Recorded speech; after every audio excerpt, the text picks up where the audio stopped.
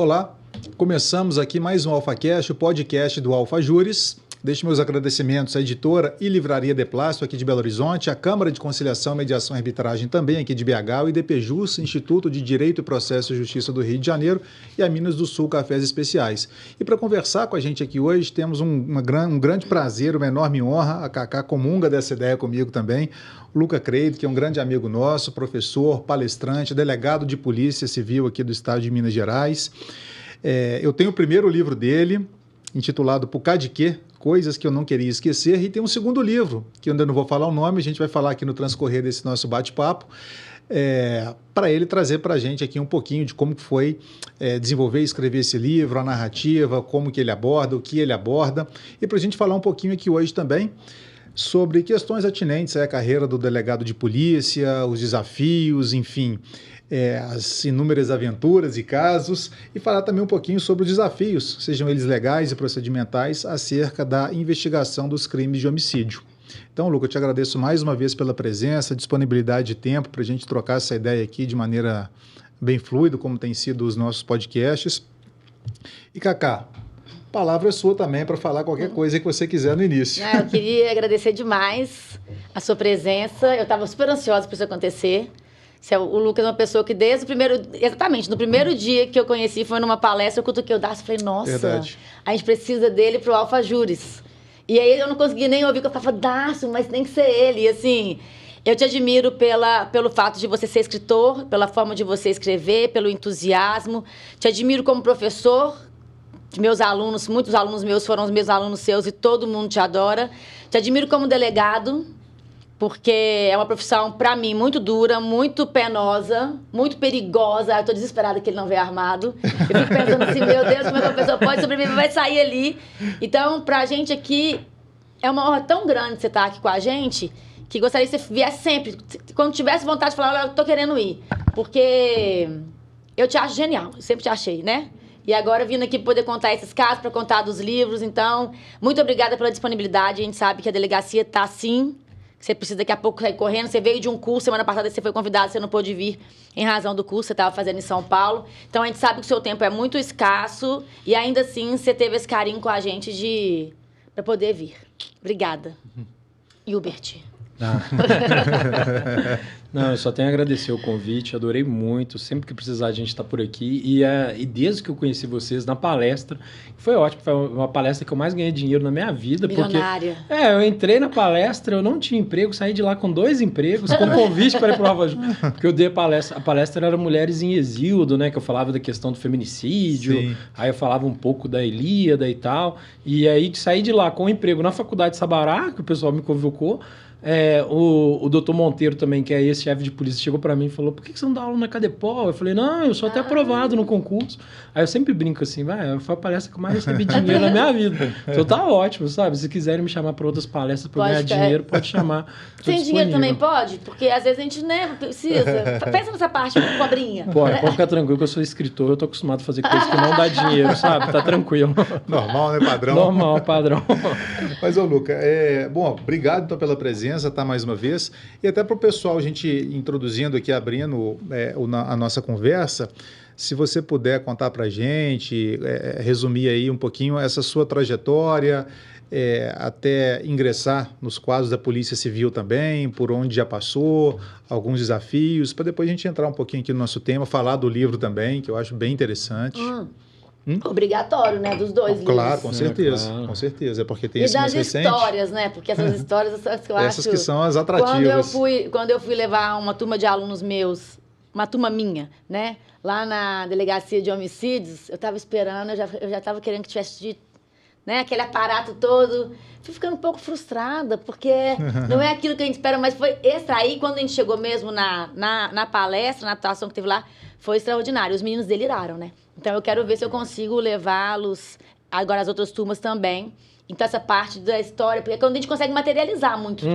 Eu, que sou da área civil, é muito difícil. Não tenho intimidade com a matéria. Então, quando aparecem os casos, ou os causos, que eu gosto mais dos causos do que dos casos, é quando a gente consegue materializar. Então, fique super à vontade para você contar tudo pra gente. Cara, então, eu fui fazer direito assim como a maioria das pessoas que fizeram direito, né? A gente faz direito porque a gente não tem nenhuma habilidade técnica. Por exclusão. Aí você fala assim, fala assim, então vou fazer alguma coisa que se a gente for inteligente já ganha algum dinheiro. Porque eu queria mesmo ser artista, né? Alguma coisa assim, não deu.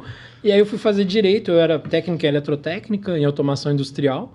Aí eu vi que a área mais exatas, assim, não tinha relação nenhuma comigo. Quando eu entrei no técnico, eu fiz um Cefet. Eu entrei no técnico, eu achava maravilhoso aqueles negócios, o motor rodando e tal. Aí no segundo semestre o motor tá rodando. Aí no terceiro semestre eu falei, pô, não aguento mais ver o motor rodar, vou fazer alguma coisa de humanos. Aí fui pro direito, eu achei que era uma escolha, assim, um pouco mais certa. Quando eu formei também, estava aberto esse concurso de delegado, então fui fazer. Só que eu sou apaixonado por literatura. Então eu formei, fiz o concurso de delegado, eu formei em 2011, o concurso é de 2011 mesmo. Entrei para carreira. Você passou no primeiro? Passei no primeiro concurso.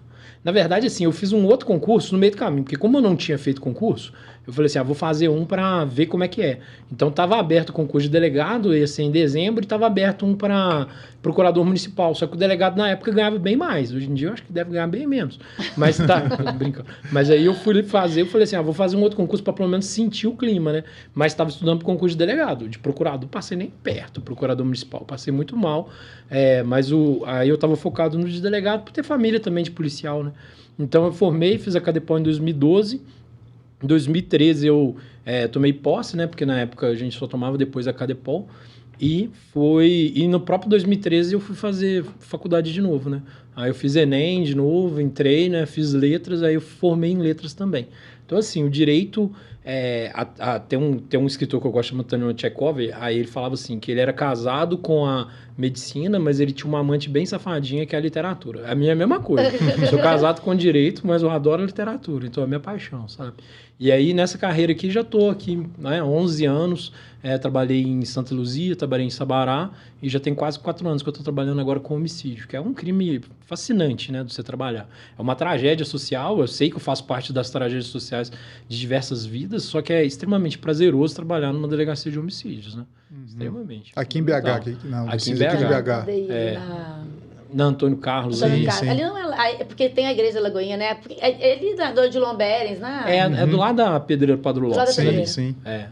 Mas aí a gente responde por tudo, né? Eu já respondi pela Barreiro, já respondi por Venda Nova, agora estou respondendo pela região da Noroeste, que é ali Pedreira Padre Lopes, até o FMG, até Padre Eustáquio, Contagem, sabe? Perto de Contagem. A Contagem pega? Até divisa ali, Santa Terezinha, ali perto de Contagem, sabe? Por ali. E como que é esse dia a dia, esse trabalho, os desafios, esses dilemas ali dentro da delegacia hoje, que você está lotado, que você responde, que é de homicídios? As questões assim que você percebe mais desafiantes ou mais, talvez, tormentosas? Então, é bem prazeroso porque a gente não tem um trabalho que é um trabalho só de papel, sabe? Então, assim, eu imagino hoje em dia que se eu for para um tribunal, ou se eu for advogar, ou se eu for trabalhar hoje em dia só nessa parte mais processual, eu não aguentaria mais. É muito dinâmico, assim, né? É muito dinâmico. A gente tem uma vida que ela é dividida dentro da delegacia, do lado de fora da delegacia, sim, na parte da delegacia também, né? Muito juntando, muita conversa. Então, assim, não é nenhuma delegacia, se você for olhar, principalmente homicídios, não é uma delegacia de volume. A gente não consegue fazer assim, vou relatar 100 inquéritos por mês. Tem mês que você relata, já teve mês de eu relatar um inquérito, e é o suficiente, porque foi aquilo ali que a gente conseguiu, né? Muita interceptação, muitos elementos, muita representação. Então, assim, é um trabalho que é muito dinâmico, assim, ele é gostoso de fazer, prazeroso. Lógico que tem situações terríveis, né? Igual fazer local de homicídio mesmo, né? Que é assim, é terrível, mas pra gente é bom porque a gente sente a prova sendo constituída ali na frente, sim, né? Pra resolver, então, pra solucionar, né? Resolver, e cada caso é um caso. Agora, outro dia mesmo, faz umas 2, 3 semanas, eu fui num local de homicídio, aí chegamos lá, aí tem um Robinho, trabalha comigo, o Robinho chegou pra falar assim, doutor, você reparou uma coisa estranha? Aí eu olhei assim, né, falei, eu não tava reparando o que é. Eu falei, o que é, Robinho? Aí falou assim, aqui, não tá faltando um pedaço da cabeça. Aí eu olhei e falei assim, cara, tá faltando mesmo um pedaço da cabeça, né? Na hora que ele falou, fazia sentido, que não tinha uma parte da calota. A gente, o que aconteceu? Onde é que tá a cabeça e tal? A gente foi conversar. Aí o pai do menino, na hora que ele chegou, achou, tipo, viu aquilo, né? Foi lá e varreu o pedaço da cabeça do menino e guardou, jogou no saco de lixo. Então, assim, quando é que você esperaria isso, né? Então, apesar da gente ter visto várias e várias cenas, varreu, jogou no lixo. E deixou o menino caído? E deixou, né? Deixou. Porque ele já percebeu que o filho dele estava sem vida, sabe? Aí, ao mesmo tempo, é uma tragédia que a gente não se prepara, né? Quem vai preparar de perder um filho ali? E como é que você vai reagir quando você vai perder um filho, né? Desse jeito. Então, assim, é uma situação muito complexa, mas ao mesmo tempo é aquele momento que você vê o direito pulando na sua cara, né? Você vê toda a materialidade, você vê tudo assim, pulsando na sua frente, e aí você já começa a reconstruir, né? E o processo de reconstrução é muito legal. O Edgar Allan Poe, quando ele fala no Homem da Multidão, ele vai lá e fala assim, que no comecinho ele fala alguma coisa nesse sentido, que a gente tenta reconstruir o impossível, né? Então, aquele momento, nossa, é isso, é aquela reconstrução de algo que só aconteceu com quem morreu. Então, só a pessoa que morreu sabe como é que é essa passagem, mas mesmo assim a gente está indo lá, tentar reconstruir. Pegar o máximo de gente possível, pegar o máximo de filmagem possível, porque a pessoa que passou por essa experiência completa não vai poder dizer nada pra gente que ela tá morta. Então, assim, é prazeroso. Você vê, é muito diferente de tudo que eu trabalhei, sabe? Sim, muito. E todo dia você chega, vai pro gabinete, estuda e sai, tem as operações, como que... Não, então, não é todo dia, né? Porque a gente tem uma parte... Ainda bem, né? Porque o índice é muito alto também, né? Infelizmente. O índice de homicídios ainda é alto, já baixou muito. A gente teve uma redução, a gente teve uma redução bem significativa, muito significativa. A gente teve uma redução de quase 1/5 dos homicídios. Mas isso aconteceu principalmente na virada do século, porque quando teve a virada do século, aí começou a entrar muita drogas com alto valor aquisitivo. Teve uma compra de arma cresceu muito também. E aí diversas gangues elas começaram a ter essa briga territorial para ver onde que se encaixava, começou a entrar muito dinheiro, né, no meio dessa situação, sabe? Então, assim, teve um momento de instabilidade ali no final da década de 90. Ali foi muito, então. Ali foi o auge que a gente teve. Aí os homicídios explodiram, né? E aí... Quem acompanha sabe, né? A entrada de cocaína, a entrada do crack, muita influência de países vizinhos, muita influência Rio de Janeiro, São Paulo, Sudeste começou a virar uma rota interna. Nossa, então aquilo dali explodiu o número de homicídios. Hoje em dia, a gente já tem um controle muito maior. E os lugares que tem, assim, começa a despencar, começa a ter muito homicídio, geralmente a gente faz operações policiais para dar aquela reduzida, né? E então, normalmente assim, esses homicídios são relacionados ao tráfico de droga, a grande maioria? Tráfico de drogas? Bom, a grande maioria, ela circunda em relação ao tráfico de drogas. Nem sempre tem relação direta, assim, por exemplo, a boca de fumo, né? Alguém brigando por uma boca de fumo. Quando acontece isso, a gente chama de guerra. Então, quando tá numa guerra ali entre bocas de fumo, né? Alguém tá querendo tomar uma área, é relacionado, assim, puramente ao tráfico de drogas. Mas tem muita relação, tem coisas que não necessariamente estão ligadas diretamente ao tráfico de drogas, mas circundam o tráfico de drogas. Por exemplo, uma dívida. Teve uma época que a gente pegou que foi a mulher de um traficante gravou um vídeo de conotação sexual. E era um vídeo, assim, profissional mesmo, né? Gravado, tinha editora, tinha tudo.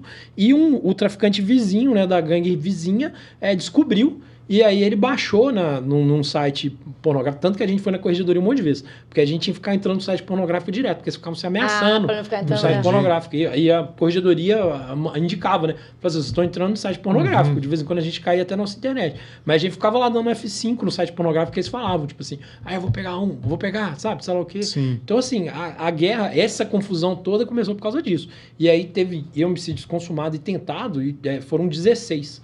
Só por causa disso, porque um viu por causa a mulher... desse vídeo? Foi. Porque um viu a mulher, aí ele foi lá, baixou o vídeo, espalhou para as redes sociais, né? E aí todo mundo começou a ridicularizar o rapaz que tinha uma esposa que estava fazendo sexo ali.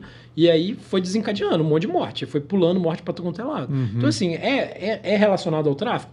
De certa forma, é relacionado ao tráfico, porque eram duas organizações criminosas, duas associações para o tráfico, bem armadas, né? Mas, assim, muito falar que é uma guerra de Uhum. tráfico não é uma guerra de tráfico, né? Não Foi é. uma questão indireta ali, né? Foi uma questão indireta. E aí tem E o que chega, assim, nesse último mês, assim, por exemplo, quais são as maiores causas? Aí vai depender também muito da região que você trabalha. Tem região, por exemplo, o lugar que você trabalha onde que tem mais associações para o tráfico, geralmente é relacionado direto com o tráfico. Numa região igual a região que eu atuo hoje em dia, eu não pego mais tanto caso relacionado com o tráfico. Aí eu vou pegar... às vezes é de difícil elucidação também por causa disso. Porque assim, por exemplo, eu tenho um traficante muito conhecido. Quem quer matar o traficante? A gente sabe inúmeras pessoas que poderiam estar matando aquele cara. Às vezes a gente faz quase uma análise com um conjunto.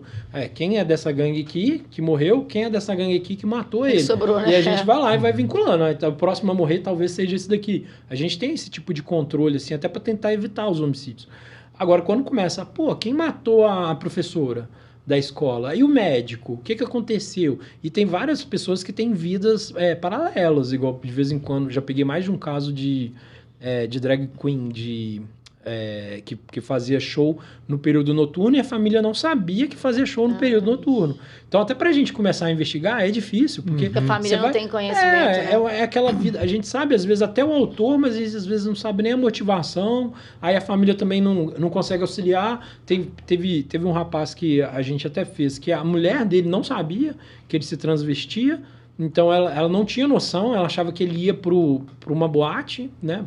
Para sauna, e ela descobriu, assim, também junto com a gente, sabe? Uhum. Então, para investigar, até pegar isso daí, esse pessoal que tem uma vida dupla é muito complicado. Entendi. Muito complicado. Para traçar, pelo menos, assim, uma linha, um norte para dar o pontapé inicial. Né? E a gente pega, tem muitas motivações que são cadastradas. Tem várias motivações cadastradas. Tem o manual do FBI, que é de 92, que ele estabelece diversas motivações. Isso em 92. As grandes motivações na época, se eu não me engano, eram 16. E o mundo foi ficando cada vez mais complexo Sim. a partir dali. Então, hoje em dia, a gente tem várias motivações que são possíveis. E tem crimes também sem motivação, que aí dificulta mais ainda. Teve um crime que a gente apurou, que era o rapaz estava esperando o ônibus na frente de uma casa onde pessoas tinham problema psiquiátrico. Nossa. Aí um rapaz saiu da casa psiquiátrica, deu uma facada nele e foi embora. Foi isso. Aí como é que você apura isso? Sabe? Tipo, não tinha uma pega. Não tinha nada, não tinha uma relação. E a gente começou apurando o quê? Vamos ver se ele tem envolvimento com o tráfico. Não tinha. Vamos ver se ele tá com algum problema aí. Ele era casado. Então vamos agora dar uma olhada aqui se ele tinha amante, se ele tinha todo mundo virou suspeito? No final vai indo, né? Parece tanta linha investigativa que se apurar muito, sobra até processo. Aí a gente, né, começa a linha aqui, é uma linha de cá, é uma de lá, e a gente vai puxando. Então, assim, aí, graças a Deus, a gente acabou achando um funcionário público que trabalhava nesse Sersan, e aí ele foi lá e viu a situação. Aí ele explicou, olha, ele é um paciente psiquiátrico, ele estava com muitos distúrbios na época, a gente estava fazendo um tratamento dele, eu vi ele correndo, eu não entendi muito bem, sabe? E aí na hora que pegou ele era um rapaz, de fato, que se percebia que era inimputável, né? Ele não tinha nada judicialmente definido ele nem sabia o que ele tinha feito. Não, ele vagamente, assim, falou com a gente, sabe? Falou com a gente. Mas dava para ver que ele era... Não conseguia responder. E o outro, coitado, no ponto de ônibus, né? E o outro morreu, sabe? Tipo assim, aquele... Uma situação... tem uma situação fora que assim... de contexto total, né? Tipo, não tô fazendo nada, acho que eu vou ali no ponto morrer. Foi isso que aconteceu, tadinho. A gente tá rindo, mas é porque é surreal. Não é surreal, é uma coisa que pode acontecer. São as fatalidades. Essa é uma das coisas da gente trabalhar com homicídio também. Você descobre cada jeito de morrer, que você fala, que impressionante, cara. Pois é. Interessante. Tem muita gente criativa. Um livro, né? Tem muita gente criativa, né? Tem muita gente criativa na hora de morrer. Você olha e fala, meu Deus. Você já tem algum outro livro engatilhado? Tenho outro livro engatilhado. É o que a gente ia fazer surpresa, já fala agora, né? Não, um outro engatilhado, sem ser esse. Tem. Você já tá com outro pensamento, já tá em outro escrevendo? Tá, tem outro escrevendo. Já vamos para esse então, e depois a gente continua aqui nessa nossa pegada e vamos conversando assim. Obrigada, eu gostaria de um autógrafo. Pode pegar, levantar, mostrar para a câmera. Escritos em Sangue. Eu trouxe um para cada um de vocês. Foi lançado agora, foi lançado tem um mês, agora. 2 meses? Tem um mês. Tem um mês. Né? Tem um mês. A gente fez um lançamento aqui no CCBB, né? Eu acho que eu tava dando aula no dia, eu tava louca teve alguma coisa, eu lembro até que eu convidei. O escritório era atrás, Deixa eu só pegar um exemplar para mostrar aqui. Então, esse aqui, pessoal, Escritos em Sangue. Tá vendo? Ele é um livro... Posso ler só aqui o que a Cláudia Lemes colocou aqui atrás? Pode. Com escrita seca e ácida, sem exageros, o conto de Luca Credo parece mais uma fotografia do que uma narrativa. Ele capta uma madrugada como qualquer outra na vida de 2 investigadores. Crueldade, astúcia e um senso agridoce de esperança. Muito bacana. Escritos em Sangue. Lançamento recente, um mês, né? Tem um mês. A Cláudia Lemes é uma escritora e editora. Ela até é finalista do último Jabuti, do ano passado, de 2022.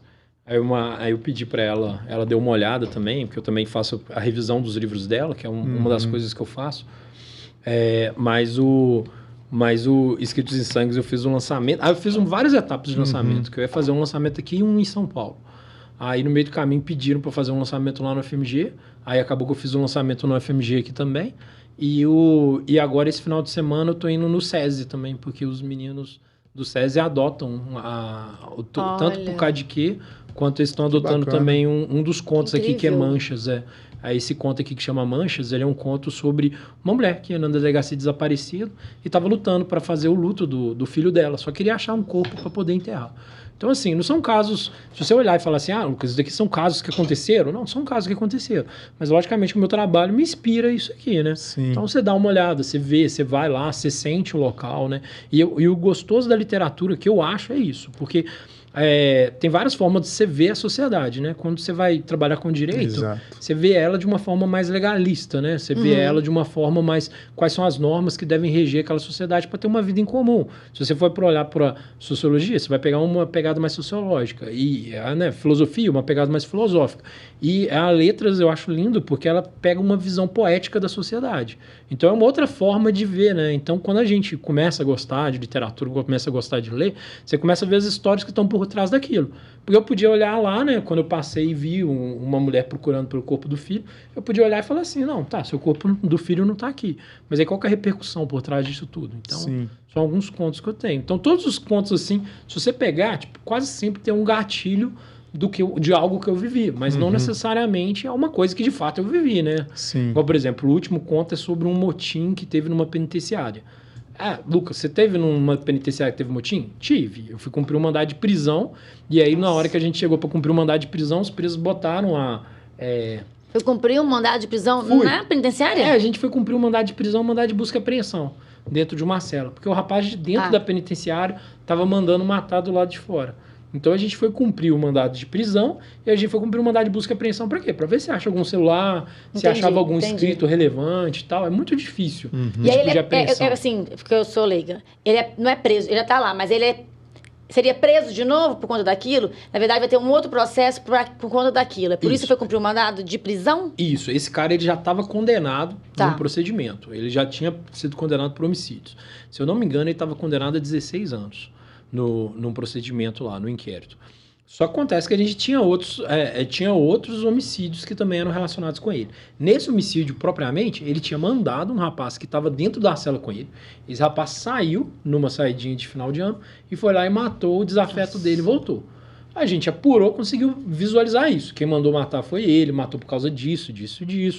A gente tem um método que chama MUMA, depois posso até explicar mais ou menos. Mas a gente fez o método e tal e conseguimos vincular ele. Só acontece que no meio do caminho o pessoal falava que o rapaz fez uma gravação e mandou para ele dentro do presídio. Então ele tinha um celular lá dentro.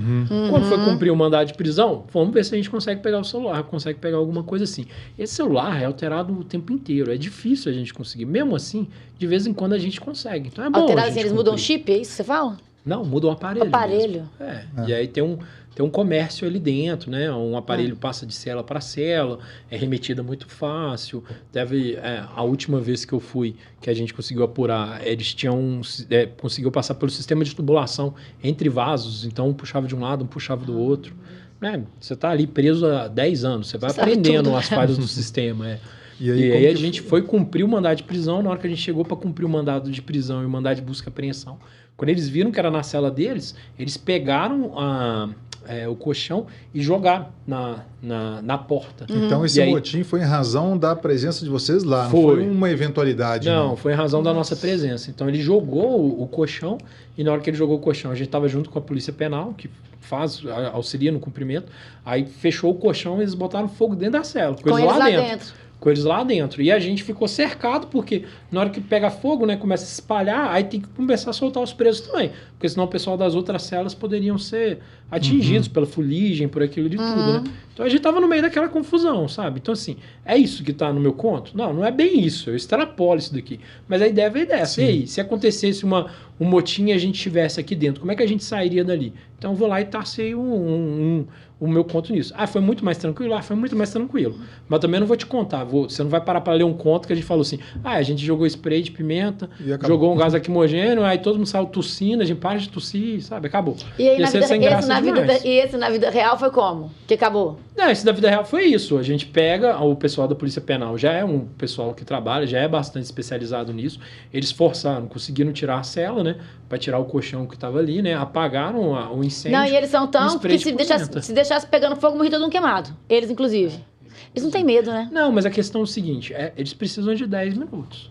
Né? Se eles tiverem alguma coisa para queimar, é 10 minutos. Eles não precisam mais que isso. Na verdade, não durou nem 10 minutos. Não, mas eu falo assim, eles precisam de 10 minutos.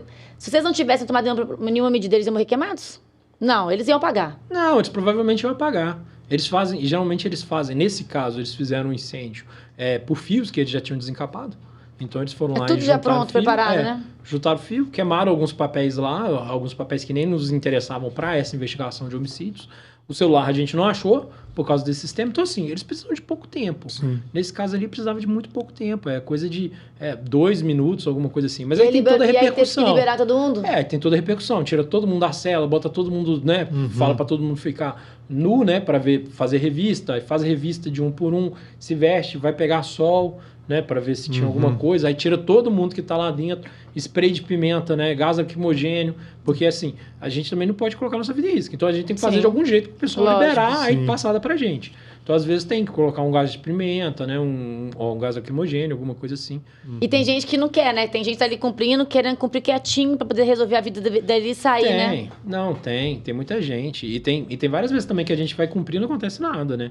Na maioria. Aconteceu Não, isso nesse uma aspecto, vez. eu falo assim, igual teve uma situação no Montinho, deve ter o cara dessa do lado e fala assim, putz, tô aqui quietinho no meu canto, tô doido pra poder ir embora, faço tudo certo, já fiz o errado e vou mudar e não sei o quê.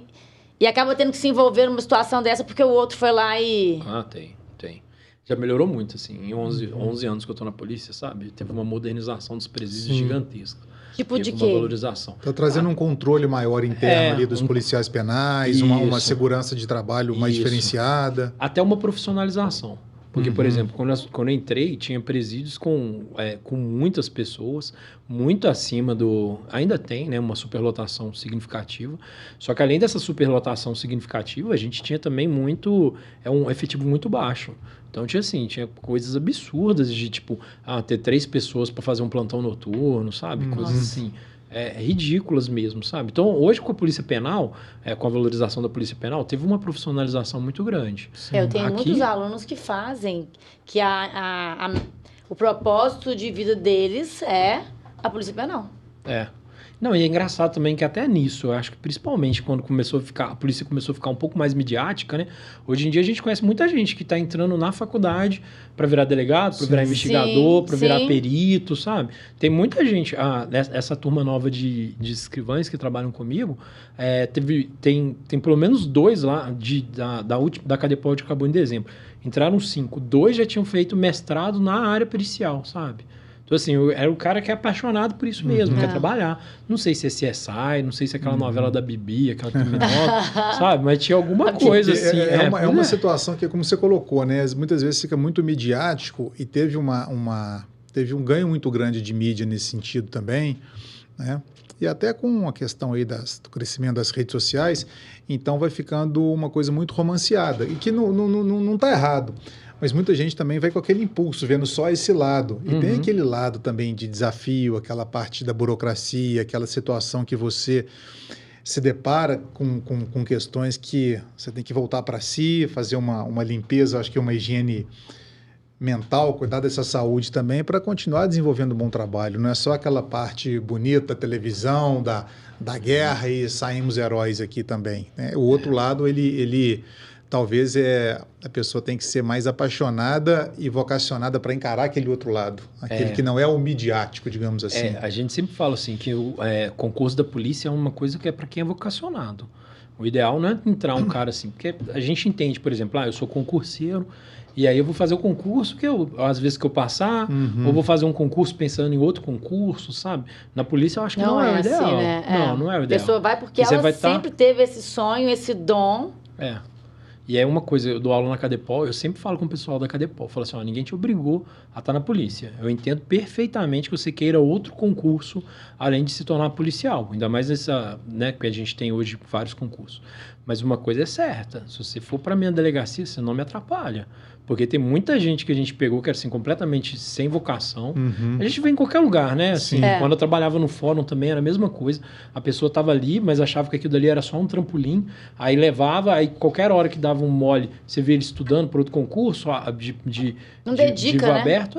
E é uma coisa que eu sempre bato. A gente não trabalha, eu trabalho logicamente para o governo, eu sou vinculado ao governo de Minas Gerais, mas eu não trabalho para o governador, eu trabalho para a mãe daquele cara que está ali no chão chorando. Sim. Então eu sou obrigado a dar uma resposta para ele, sabe? Então assim, é uma vida que você tem que estar e você tem que estar entre os dois extremos, né? Bem Aristóteles assim mesmo. Você não pode nem se importar demais, porque aí você vai começar a cometer vários abusos durante a sua caminhada, nem se importar de menos, porque você vai ser um cara apático com essa tragédia que você tá. E, por exemplo, você chegou em casa, e como que você desliga disso? Desliga?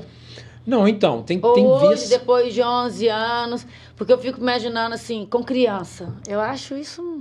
Não, então, todo mundo tem alguns limites. Eu não gosto de trabalhar com criança como vítima, e principalmente em questões sexuais. E você pode escolher?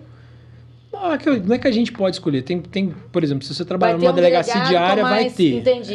Vai ter. Agora, aqui na região, nas cidades maiores, tem geralmente especializada envolvendo criança. Então, assim, para mim, mexer com criança é muito difícil mesmo.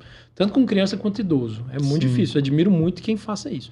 Se eu precisar trabalhar lá, vou trabalhar? Lógico, vou trabalhar e vou tentar dar o meu melhor. Mas não é uma situação que eu fico assim, eu vejo e fico bem, sabe? Tipo, não, mas é interessante e é coerente isso que você fala, porque isso já é uma questão posta, colocada por você.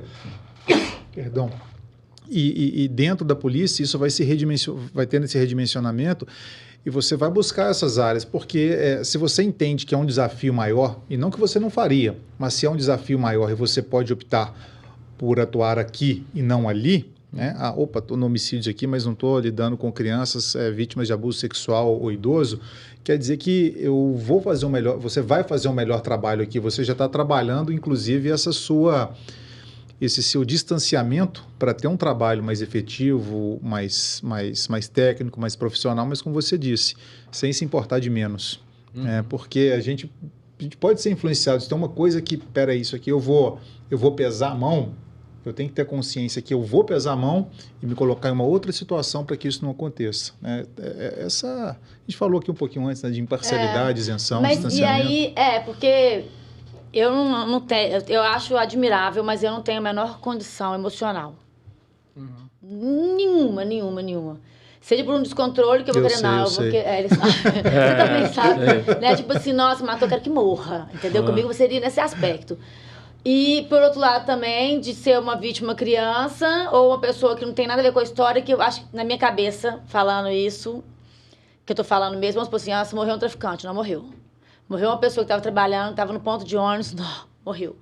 E aí, eu não tenho essa capacidade emocional, já não teria jurídica, mas eu não tenho capacidade emocional de fazer isso. E aí, quando é uma questão de... Eu não sei se você faz essa distinção, mas vamos supor, quando você chega em casa e você vê que é uma situação de uma pessoa do bem, um trabalhador, que passou por acaso, foi um latrocínio... E desliga. Hoje você já consegue desligar? Que eu falo assim, emocionalmente, você não sofre mais. Você sofreu alguma vez? Você já... já. Tira essa parte de criança e de idoso? Não, já. Teve um exemplo. Teve um feminicídio que eu fui, era um feminicídio, um ato grotesco. Todo feminicídio, assim, é mais do que um número estatístico, porque o feminicídio é uma tragédia, né? É uma tragédia que envolve a família inteira, né? É geralmente uma perda, muitas das vezes, inesperada, né? E é uma tragédia bem brasileira, né? Tem um poema do Manuel Bandeira que chama Tragédia Brasileira é um Feminicídio. Então, assim, é uma coisa bem típica nossa, né? E aí teve, por exemplo, um exemplo que eu tô contando, teve um feminicídio. A cena era grotesca, havia muito sangue, a menina no chão, ela foi esfaqueada várias vezes, mas eu já vi cenas piores do que isso daí. Igual eu acabei de contar, um rapaz um pedaço da cabeça. Nossa. Então, assim, mas o que me chocou naquela época, assim, fiquei muito mal, o cachorro dela chorando, sabe, em cima do sofá. Aí eu lembro que eu tirei até uma foto e mandei pra minha esposa. Eu falei assim, olha só, porque a minha esposa é doida com cachorro. Eu falei assim, eu nunca vi isso na minha vida, o cachorro tá chorando. Ele não tava, tipo assim, tentando ir pra lá. Ele tava em cima do sofá, não tava lesionado. Tava no estado de sofrimento, né? O cachorro tava no estado quase de transtorno, assim, sabe? Ele tava em choque, o cachorro dela. E ele chorando lá em cima. Aí a minha mulher falou assim, Lucas, pega esse cachorro pra gente. Eu falei, pô, a mãe já perdeu o filho, eu vou roubar o cachorro, sabe? Entendeu? Não dá, sabe? Ele vai praticar vou praticar um crimezinho, né? Pois é. Eu falei, não, imagina sair, né? O delegado vai e rouba o cachorro da vítima, sabe? Aí eu falei, não, deixa aí o cachorro, tadinho. Mas aí nesse dia eu lembro que eu voltei muito mal. Voltei mal pra casa, sabe? Tem várias coisas assim, igual a Tem uns gente... casos, sabe, igual te contando, de cachorro que fica na porta de hospital, de cachorro que passa a morar no túmulo, do lado, né? A ligação é muito... Especialmente situações que, ainda que de forma mais branda, mas que a gente encontra ali algum ponto de semelhança. Como você colocou, né? Do cachorrinho chorando aquilo que chocou, a sua esposa ter uma afeição muito grande por cachorro. Então, geralmente, quando a gente encontra... A mentora de um furto canino. A minha mulher. Quando a gente encontra alguns pontos de semelhança, talvez com a nossa vida privada particular, aquilo tende a abalar um pouquinho, né? Se você tem um filhinho pequeno em casa e vê uma atrocidade com uma outra criança, você tem uma outra sensação, outro envolvimento, porque há um ponto ali, um gatilho de um ponto em comum. É um ponto comum. Lógico, igual a gente como criança, né? Mas aí conta o do... Te interrompendo, te ligando. Do que você fala assim de outras coisas que aconteceram, que você contou esse negócio desse feminicídio, aí você contar um outro caso e eu interrompi. Não lembro. Mas a questão é assim, a gente tenta fazer, sugere sempre um acompanhamento psicológico um pouco por causa disso também, sabe? Então, pra assim, vocês. eu sou um cara que faço acompanhamento psicológico. Então, até assim, meio relapso, assim, um tempo. Tem vezes que, por exemplo, eu não tenho nem nada para dizer. Eu já fui um monte de vezes no psicólogo, fiquei contando problema dos outros. Tem problema, tem também psicólogo. Mas você tem um particular, mas a polícia disponibiliza um. Eu prefiro, a polícia disponibiliza. Eu já fiz também. Quando eu trabalhei de plantão, acabou que eu perdi muito meu sono. Então, por exemplo, eu fiz acompanhamento na polícia. Por quê? Um dia você está às 7 horas da manhã, no outro você está às 7 horas da noite. Era a minha escala que eu tinha. Então, assim, aí você começa a confundir o que é dia e o que é noite. Nossa. Né? O seu fuso horário, não é todo mundo que se adapta bem a esse tipo de trabalho. Tem gente que eu trabalhei com um carneiro, se eu não me engano, ele tinha 33 anos de plantão. Assim, tem gente que adapta completamente no plantão e tal. Eu não adaptei, então eu fiz o tratamento com o psicólogo da polícia. Também não adiantou muito, não. Acabou que eu não adaptei direito, acabei saindo do plantão, sabe? Mas na época até que eu trabalhava em Sabará. Mas, por exemplo, eu acho que o tratamento psicológico é um acompanhamento legal. Nem sempre a gente tem, né, algo para... Mas é bom para a gente ficar, sabe, sempre olhando essas arestas. Mas eu acho assim. que isso é para qualquer pessoa, né? As pessoas têm muito preconceito de quem... eu tenho um psicólogo, eu tenho... existe muito preconceito em cima disso. Não, existe. Mas a galera esquece mas uma todo profissão mundo trata normal. do estômago, todo mundo trata do estômago, todo mundo trata de um pé, quando é a cabeça, é o preconceito, né? E a maioria das pessoas precisa de tratamento psicológico. Eu tenho pensando muito nisso. Principalmente, igual, por exemplo, uma das coisas que você vê. A pessoa está num relacionamento estável, às vezes está apaixonada, tem 10 anos, só que a cabeça da pessoa é tão confusa que ele vai lá e acaba estragando o relacionamento estável que a gente tem. Aí acaba chegando, porque lá todo mundo é funcionário público, é ser humano. Aí acaba chegando pra gente, que a gente é gestor da equipe também, um monte de coisa assim. Aí você tem que parar e falar assim, aí a pessoa te conta, você fala assim, nossa, velho, cagada que você fez, por que você fez um negócio desse? Aí você consegue perceber que não era porque o relacionamento tava ruim, eu tô contando esse caso aqui porque teve um colega meu que tá separando, processo de separação, depois de, 13 anos de casamento. Aí não é porque o relacionamento tava ruim, não é nada disso, é só uma confusão interna que ele não tratou, sabe? Ele não tratou, acabou refletindo no casamento dele, sabe? Esse tipo de coisa. Então, assim, eu acho que todo mundo deveria fazer. Quando não reflete uma situação pior, né? Quando não reflete. Né? Ou de um homicídio, ou de um autoextermínio. Até porque o policial, o delegado, enfim, vocês não lidam só com a questão do fato em si, do crime em si, mas por trás disso vem toda uma questão mental e psicológica, seja daquele que comete o crime, seja da vítima. Quer dizer, a polícia ela fica ali como o primeiro degrau, a primeira ponte da relação das mazelas humanas com o Estado. Tem aqui a polícia representando o Estado, mas fazendo essa ponte das mazelas humanas e o Estado tendo que dar uma resposta, e quem dá essa resposta é aquela ponte do meio ali, a polícia. Então, quer dizer, tem esse lado também, né? Só aquele lado aguerrido, técnico, sou policial, vou para a rua, e esse lado emocional, psicológico, como você bem colocou ali, não, peraí, eu estou vinculado ao Estado, mas eu não trabalho para o governador. Minha preocupação, por exemplo, é a mãe daquela vítima. Então, esse e lado aí emocional eu imagino, nesse complexo. caso, que de mãe, elas devem ir muito, elas vão muito, os parentes vão muito cobrar ou tem que... Como que... Não, aí depende do caso a caso. Assim, ver parente... Ó, você tem certeza que parente vai aparecer.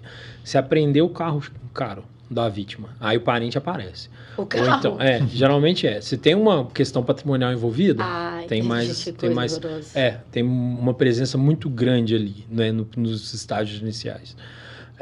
Agora, quando tem também uma vítima, principalmente de morte inesperada, a família ajuda muito com essa questão assim, era uma professora, não tinha envolvimento com o tráfico, ninguém sabia que ela fazia nada demais e tal, então a família ela quer uma resposta.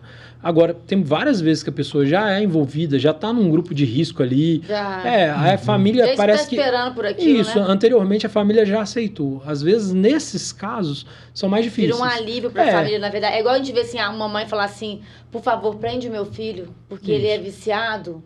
Prende. E tem várias vezes que a gente chama na delegacia e fala assim, quem matou seu filho? Às vezes até a família testemunha. Aí fala assim, eu falei com ele para ele não se envolver com isso. Eu não sei porque ele se envolveu com isso, então eu não vou colocar o meu na reta. Se a gente falar, minha família vai entrar também, sabe, nessa situação. Então tem várias coisas assim, tem várias vezes que a família ajuda, mas tem muitas vezes também que várias vezes, né? Que a família acaba não se manifestando em nada. É medo também. É uma coisa que a gente... Porque, na verdade, sim, o pessoal fica... vocês têm uma veia muito punitiva, vocês gostam muito de prisão. Não é isso. A gente está prendendo os outros para a gente dar tranquilidade para as pessoas da família, principalmente, que estão ali, e evitar novos homicídios. A via de regra é isso que a gente está. Mas eu acho que, na verdade, no caso dessa mãe, ou de uma mulher, ou do marido, o medo também quando vamos supor, assim, relacionado ao tráfico, né? Que é o mais vulgar pra gente, assim. Eu vou denunciar. O cara vai ser preso, mas vai ser solto daqui a um determinado tempo. E ele manda alguém lá de dentro me matar. Então, já perdi, vou ter que meu luto, vou passar a conviver com isso, mas eu não quero mexer com ele porque eu vou ser o próximo, ou meu marido, ou meu filho, não é? A gente entende ainda que a gente tem alguns lugares medo, que tem né? um poder paralelo estatal muito grande. Diferente de quando é uma situação de uma pessoa que não tem nenhum envolvimento e aí você quer saber o que é, e provavelmente o outro também não é um assassino em série, não é um psicopata, aí você quer... Mas eu acho que o medo, pelo menos pra mim, me impediria muito de agir. De denunciar. A questão do medo, assim, eu acho que a gente vê bem a diferença quando a gente trabalha com inquérito de pessoa desaparecida. Inquérito de homicídios. Quando a gente trabalha com inquérito de pessoas desaparecidas, até pessoas que não tem nada a ver vão lá ajudar você. E às vezes as pessoas que não tem nada a ver, até no ânsia de te ajudar, vai lá e fala um monte de bobagem, acaba atrapalhando tudo. Só acontece que tem. Agora, mas quando tem um homicídio... Você hoje não é mais desaparecido, é só homicídio. Não, é porque assim, a gente tem um departamento, que é o Departamento de Homicídios e Proteção à Pessoa. Dentro desse departamento tem 2 divisões. Aí tem a divisão de crimes contra a vida, de investigação de crimes contra a vida, que vai entrar um homicídio, mas não só homicídio, por exemplo, tudo relacionado a aborto. E a gente tem também uma outra área, que é uma delegacia, uma divisão especializada em busca de pessoas desaparecidas. É muito pesado, daria conta mesmo. E aí são 2 ramos. Então, de vez em quando, a gente tem que responder pelos desaparecidos, ajudar. Às vezes, um caso começa no desaparecidos e vai para homicídios. Às vezes, algum caso começa no homicídios e vai para desaparecidos. Então, depende muito. Por exemplo, tem casos que a gente começa a apurar um desaparecimento e acha um corpo esfaqueado no meio do mato. Deixou de ser desaparecimento e a gente vai passar para homicídios. Tem caso lá, teve um também que a gente começou a apurar, que supostamente era um feminicídio, 181. Aí a gente descobriu que, na verdade, a menina tinha arrumado ela era casada com um rapaz há muito tempo, já era uma uma mulher de uns 48 anos, e aí ela arrumou um namorado lá em São Paulo. No caso, uma menina. É uma menina. Arrumou um namorado lá em São Paulo, e ela pegou as coisas dela e foi embora. Então, ela deixou de ser um caso de homicídio, sabe? Aí, no caso, assim, também não cabe... O marido lá sendo investigado, era não cabe, o principal suspeito, né? Era o principal suspeito. Já teve casos, assim, direto. Porque quando relaciona, assim, muito com a mulher, né? É uma das principais linhas investigativas é o feminicídio, né? Então, a gente começa... Né, tem que dar uma checada no marido, né? E as mulheres matando os maridos? Tem também. Mas proporcionalmente, assim, É muito menor? Muito. O crime praticado por mulher é muito menor no caso de homicídio? Não, assim, falando num contexto global, né? No contexto global, mulheres morrem menos e matam menos. Isso morrem menos e matam menos. Matam menos. Por causa da dinâmica social que a gente tem, né? E a motivação, assim, pra mulher matar? Por que você está pensando em alguma? No caso, tenho duas aqui, né? Na minha mira. Tô vendo qual que vai ser o primeiro, entendeu? Não, depende muito. Vai depender muito do caso. Cada homicídio é extremamente complexo, sabe? Assim, não tem... quando a gente lê livro de literatura policial, principalmente, que a gente chega a essas conclusões, assim, muito rápidas, né? Mas, geralmente, todas são um emaranhado... Geralmente, é um emaranhado de motivações que vão aparecendo e se juntando ao longo do tempo, sabe? Então... É difícil você ver uma causa assim, eu tenho uma causa que é, por exemplo, ele me deu um tapa na cara, alguma coisa assim, não. Geralmente são vários motivos que vão aparecendo. E para vocês aparecem tanto dos autores, né, serem tanto homem ou mulher? Não tem essa divisão também, não? Não tem essa divisão. O que a gente tem hoje em dia, a gente tem um núcleo especializado de feminicídio. Entendi. Que a gente tem um núcleo que é o caso. Quando é feminicídio, por exemplo, morreu uma mulher. Aí, o primeiro filtro que a gente vai fazer é o quê? Morreu? Beleza. É feminicídio? Se for feminicídio, vai pro núcleo. Tá. Não, morreu, mas ela era uma traficante, ela morreu numa boca de fumo, guerra de tráfico. Aí vai para uma delegacia especializada de homicídio. Interessante. Antes de fazer minha colocação aqui, você viu que eu sofri uma ameaça, você me ameaçou na frente de um delegado de polícia, está aqui.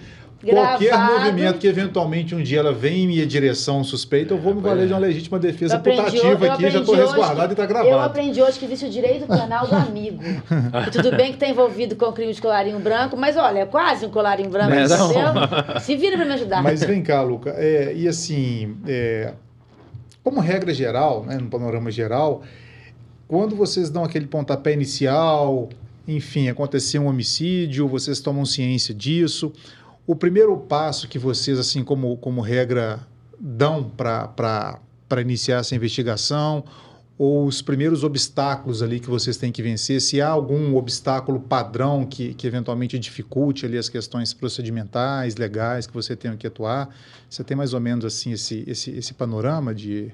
Não, então, a gente tem uma técnica investigativa de homicídios, que já ajuda bem, que é conhecido como método MUMA. É a técnica predominante que a gente tem hoje em dia. É aquilo que você passou para os meus alunos? Isso, é aquilo que eu passei para os seus alunos. Como que é? Então, o primeiro passo é assim, a gente tenta definir o que é a mecânica do delito. Então, na hora que você chega lá, você já tenta dar aquela sacada. Vai. É sensacional.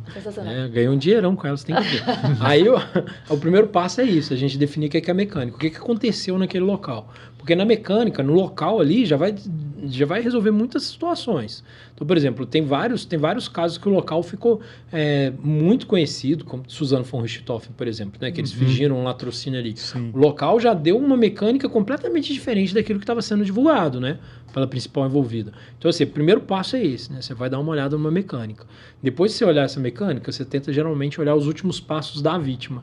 Então, o que ela fez, onde que ela estava, o que ela fez antes daquela situação. É muito diferente, por exemplo, de você pegar um cara que ficou o dia inteiro na casa dele e um que estava numa festa. A investigação já vai ficando completamente diferente disso aí. Mas além dos últimos passos ser o que ele fez, os últimos passos também imediatos. Então, assim, o que é a vida dele? Então, é um cara envolvido com o tráfico de drogas, uma investigação que eu vou ter. É um cara que é muito mulherengo, outra investigação que eu vou ter. É um cara que estava... é um agiota, outra investigação que eu vou ter. Então, geralmente, a gente já começa a dar esses primeiros passos. Com esses últimos passos, geralmente, a gente já consegue levantar um pouquinho de motivação. Então, a gente já pega uma motivação que, na verdade, sim, se não tiver motivação, essa é a grande questão nossa. Tem várias motivações que a gente não acha. Sem motivação, fica praticamente impossível apurar um homicídio. E aí, para definir isso daqui tudo, a gente tenta chegar na autoria final, sabe? Então, tem uns crimes, por exemplo, outro dia eu pedi um arquivamento de uma bala perdida. Como é que você vai apurar uma bala perdida? Você não sabe nem de onde que saiu ela. Você, não, eu tenho aqui, eu consigo fazer um levantamento, foi o que mais ou menos aconteceu lá. Consigo fazer um levantamento aqui, o perito fez, que foram 2, se tivesse sido um só, ficaria praticamente impossível. Mas como tinha uma amostra na parede também, então o perito estabeleceu, tem uma curvatura aqui, deve ter saído daquele ponto. Então saiu de um ponto que estava a centenas de metros dali, mas quem daquela região ali teria feito o disparo? E aí, como ela é numa região também que não tem câmera de segurança, não tem filmagem, não tem nada, ninguém também vai chegar e vai falar que foi fulano de tal que falou, né? Então a gente tinha uma noção, a gente imaginava quem que era, e a gente mas tá pra com gente bala comprovar... perdida em Belo Horizonte, então, né? Já, essa realidade é nossa, raríssimo. Não, é raríssimo. Se a gente for olhar Rio de Janeiro, São Paulo, tem bem mais. Mas essa foi um típico, assim, bala perdida pura. A mesma coisa também que a gente tem, por exemplo, em festa, quando tem tiroteio em festa. Tiroteio de festa, várias vezes morre a pessoa que não tinha nem relação. Não estava nem na briga. Sim. Aí você vai ouvir quem? Os parentes, por exemplo, é um baile aberto, ou uma festa junina aberta. Você ouve quem estava perto do rapaz. Sim. Você não consegue fazer um diagnóstico de uma festa que tem 200 pessoas, 300 pessoas. Se não aparecer nada, se não aparecer um DDU, né, que pra gente geralmente... O que é DDU? Disque denúncia unificada. Se não aparecer um disque denúncia, um 81, não aparecer nada disso, pra gente fazer essa investigação, às vezes é muito complicado. Agora não, por exemplo, eu tirei a arma e matei o cara que de fato eu queria matar. Então sempre tem um amigo, tem alguma coisa, dá pra pegar. Vai contar que teve alguma coisa antes. Agora atravessou e vendeu o rapaz que estava vendendo paçoca. Pô, é difícil pra gente apurar, bem difícil. Essa complexidade vai depender muito do cenário, né, do contexto, porque... Cada dia uma coisa nova, né? Cada dia uma coisa nova. Gostoso é isso, tipo, se eu tivesse ficar atrás de uma mesa digitando, sabe? Aí eu não sei, eu ia ficar... De vez em quando eu arrumar uma arma pra dar um tiro, pelo menos arrumar uma confusão de vez em quando. Aí, fica na frente, põe a maçã na cabeça aí. Se quiser, eu tenho uma pessoa de uma alta altura. Segunda, tá tudo gravado aqui. Pois é. Tá? Tô me resguardando. Ai. Mas é perfil que você estava falando, né? Tem aquelas pessoas que têm um perfil de escritório, administrativo, e faz um bom trabalho e se realiza ali. Tem aquela que não tolera nem meia hora, é só... rua operacional. Você consegue mixar isso um pouquinho, né? Rua, tô aqui dentro, tô no escritório, tô atendendo, enfim, relatando aqui inquérito e tal. Cansei um pouquinho. Vou pra rua, vou pro operacional, vou equilibrando isso faz daí. isso, você pode falar, agora como que você organiza o seu dia? Você, num caso, se você tem 5 casos, vou botar, eu não sei o número. Você tem 10 casos. Sob sua responsabilidade nesse momento. Eu sei que deve ter muito mais, obviamente, né? Infelizmente. Mas como que você divide o seu tempo? Como que você conduz isso? Não, então, tem várias polícias dentro da polícia. Então tem gente que vai gostar mais do administrativo, vai para o administrativo. Não, tem mas no caso seu, por exemplo, você está hoje, você tem um inquérito sobre sua direção, é assim que fala? E aí você tem 10. Você dedica quanto? Como você vai fazendo assim? Hoje eu vou dar mais preferência para esse? Não dá para definir. Hoje eu vou sair? Não tem? Não dá para definir. Vai muito do momento, vai muito da estratégia. Por isso que a gente não pode ter um rito fechado, né? Porque tem muita gente que fala assim, o que é o inquérito? É um procedimento administrativo?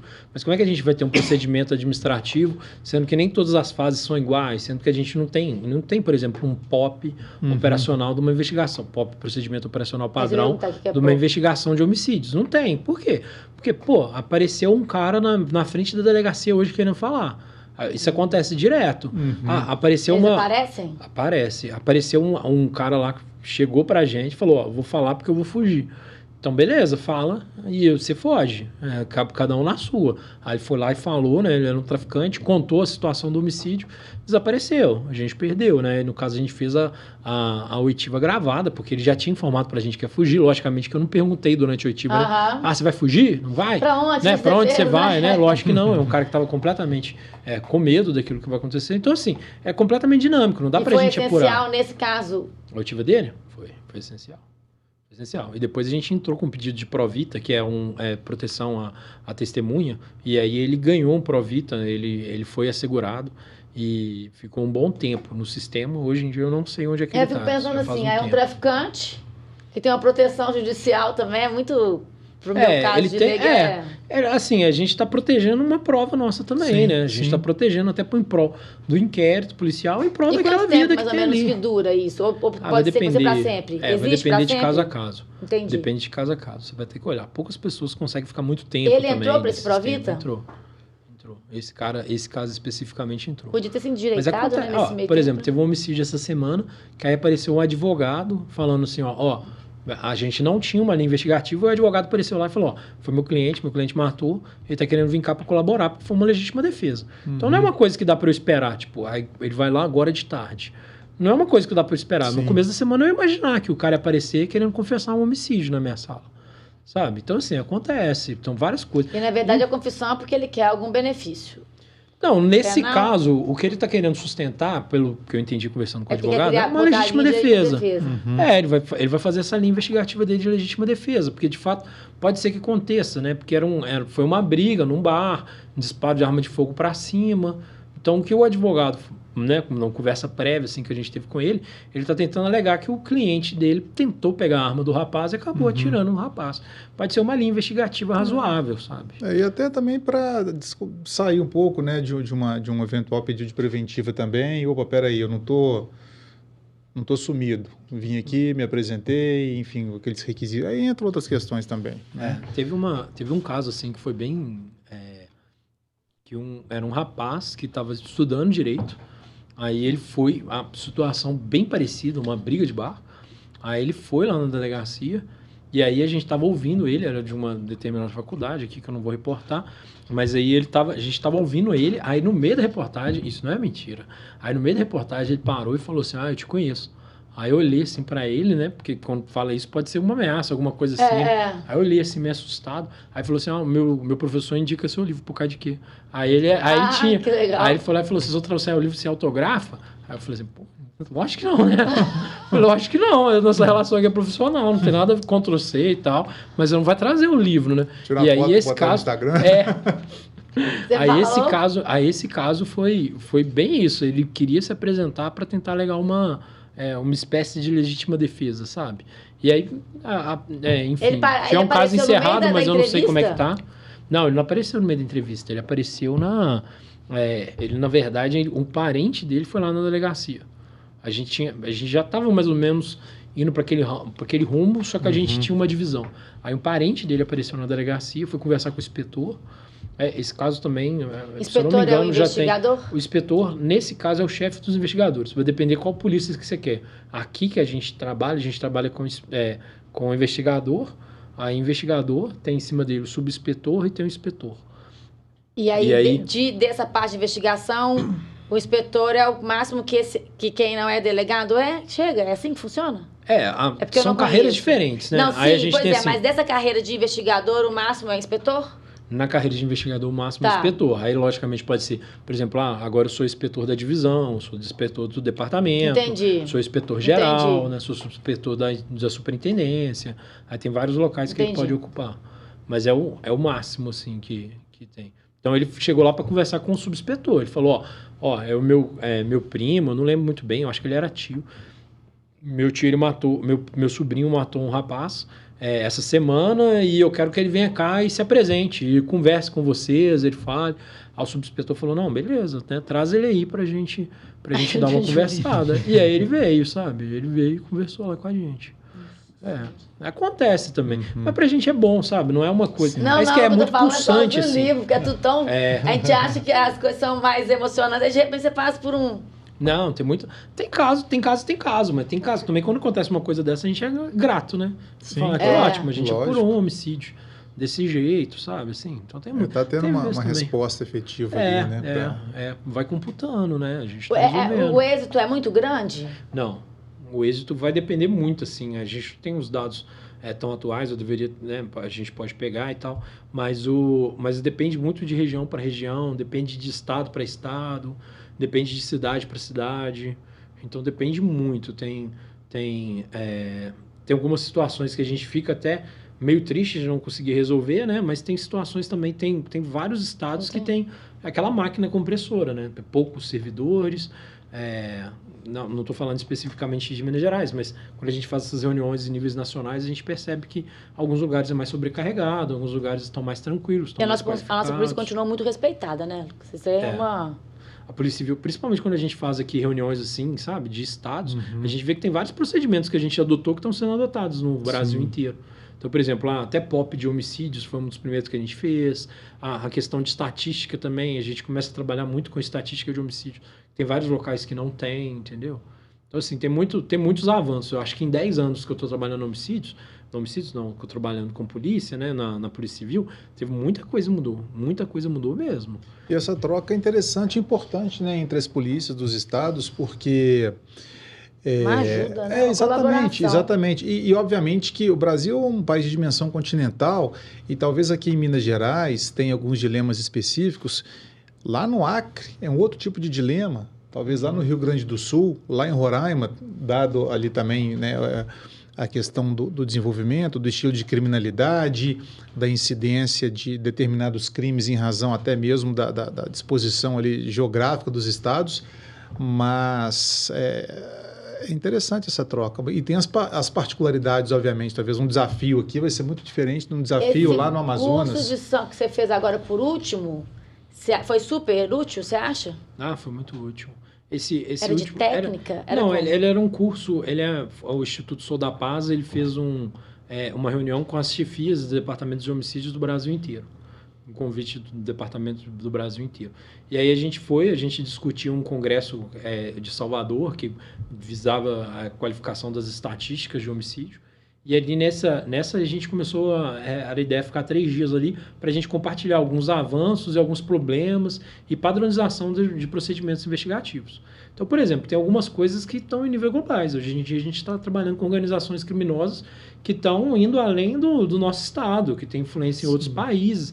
Então, isso assim, de certa forma, eu vi uma investigação lá do Mato Grosso do Sul, é relevante para mim, porque é a mesma organização criminosa, a mesma forma de atuação que tem aqui. Então, isso daí para a gente é muito interessante. Não é só a questão assim, territorial, tipo, uma tá perto da outra, porque a gente sabe que bandido não tem território, mas a gente sabe também que tem tem linhas, né, tem essas teias que vão espalhando por todo o Brasil. Então, para a gente é fundamental. Então, assim, de vez em quando tem reunião para o pessoal da lavagem de dinheiro, de vez em quando tem investigação da desaparecidos também, eu já fui lá em Brasília, essa da homicídios, a gente foi. Então, a ideia é sempre isso, ver como é que vocês estão investigando, o que vocês estão usando, o que é o novo que vocês estão usando. Porque muda demais. Se a gente for olhar, principalmente a questão hoje em dia de smartphone, é um desafio, porque todo ano sai um smartphone novo. Então, a gente tem sistemas de destravamento de smartphone. O sistema ele consegue destravar. Beleza, mas e meu técnico? O técnico que tem, ele consegue usar o sistema? Então, assim, é uma necessidade constante que a gente tem de ficar atualizando. E hoje é um grande meio, um grande meio de prova, é o telefone? Né? É uma das coisas até que eu faço. Quando eu estou trabalhando com revisão literária, eu sempre falo, calma aí, você vai fazer uma investigação do século XXI e não vai botar celular? Não tem como. Hoje em dia, a gente fazer uma investigação sem celular. Celular, para a gente, é fundamental. Para ver deslocamento, para ver mensagens recebidas, para ver ligação, para ver o WhatsApp, para ver um Facebook. Dificilmente a gente acha uma pessoa que não está digitalizada em momento nenhum. Né? Um pouco da vida dele está ali divulgado de alguma forma, alguma coisa. Então, mesmo que a gente não ache nada, é crucial. Então, por exemplo, você pega um caso ali aparenta ser um feminicídio, mas a mulher não tem relacionamento, não é casada, não tem nada, dá uma olhada no celular. Às vezes tem alguma mensagem, tem alguma ameaça. Não, é um rapaz que ele saiu, não é comum, ele saiu 10h30 da noite, estava na esquina parada. Provavelmente foi chamado no celular. E a gente vai sempre desembolando com o celular. Tem muita coisa de celular, Então, assim, é fundamental. E tem outra coisa também que a gente está trabalhando hoje em dia, que é com nuvem, né? Então, assim, às vezes a gente não tem nem acesso ao aparelho, mas a gente tem que ver como é que o aparelho como é que a gente vai chegar a essas informações mesmo sem ter um aparelho. E todo mundo morre hoje em dia, tem um celular, é difícil a gente não achar um celular com a vítima, né? E na grande maioria ninguém apaga, né? Tá tudo no telefone, né? Não. Só se for um cara que já é mais pensando, né? Quer esconder alguma coisa. Mas tem várias pessoas que não acham que vai morrer, né? Então não apaga, não acha também que a polícia vai intervir na vida dele, né? Não tem porquê você ficar pagando mensagem, né? Se você não acha que a polícia está te procurando, né? Exato. Então, assim, isso daí o celular é uma coisa que revolucionou muito a investigação, Acontece alguma coisa em tempo filmando, né? A tendência, tipo assim, o trabalho ostensivo ele é fundamental, né? Então, assim, mas a prova testemunhal continua sendo fundamental, mas a gente está cada vez mais indo para provas objetivas. A gente vinha dos inquéritos antigos, que eu cheguei a trabalhar com inquérito em 2002, 2003, inquéritos muito grossos, com muitas oitivas. Aí aquele negócio, bota a testemunha lá, a gente vai conversar 2, 3 horas com a testemunha para ver se ela solta alguma coisa e tal. Aí é 20 oitivas, 30 oitivas, inquéritos gigantescos. Hoje em dia, às vezes, com prova objetiva, você resolve o inquérito. Às vezes uma informação, um contexto, você resolve aqui rapidinho, em 5 minutos. Teve um, por exemplo, com certeza. Morreu um caso lá numa região aqui nossa que é bem econômica. Aí na hora que morreu, a gente falou assim... O que significa bem econômica? Bem economicamente financeiro, fala disso? Era uma região, era uma rua que era... comercial. Ah, tá. Aí a gente, na hora que viu, falou, tem câmera. Uma rua comercial tem câmera. De fato, pegamos na câmera. Aí a gente pegou na câmera, esse inquérito tem 2 oitivas só, e a gente apurou ele. Uma oitiva da mulher do cara, que morreu, e uma oitiva do homem da padaria. Era isso, só isso. Aí a gente não precisou mais ouvir ninguém. Aí na AIJ, né, Audiência de Instrução de Julgamento, me chamaram. E aí perguntaram, né? Falaram, só tem 2 oitivas nesse inquérito? Eu falei, só tem 2 oitivas nesse inquérito. Falei assim, mas ninguém mais queria falar sobre isso?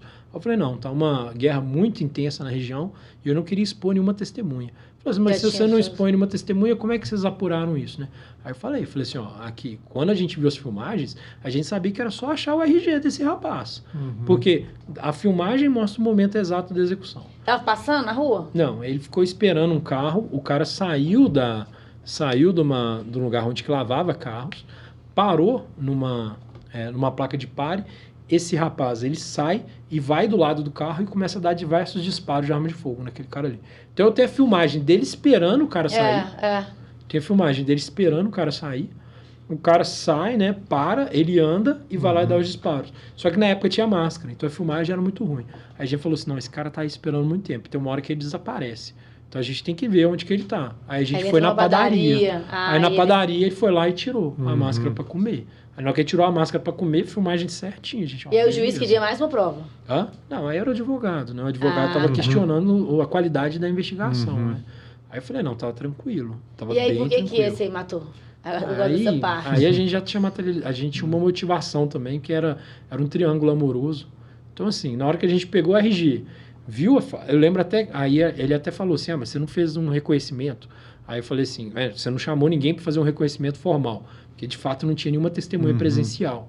Aí eu falei assim, não fiz o reconhecimento formal, mas pra gente estava muito claro.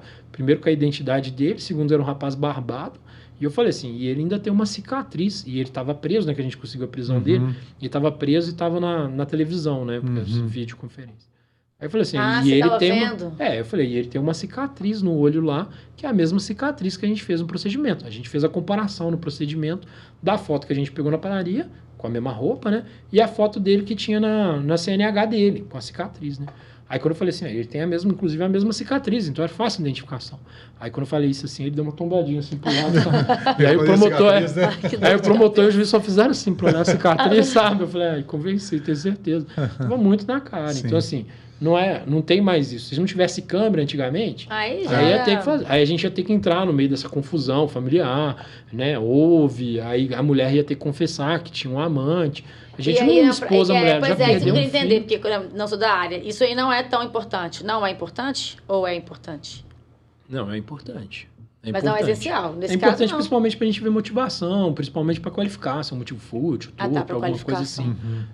Mas no caso a gente não precisou ficar especificando tanto, né? Não precisa botar uma mulher que ela não sabia daquele homicídio.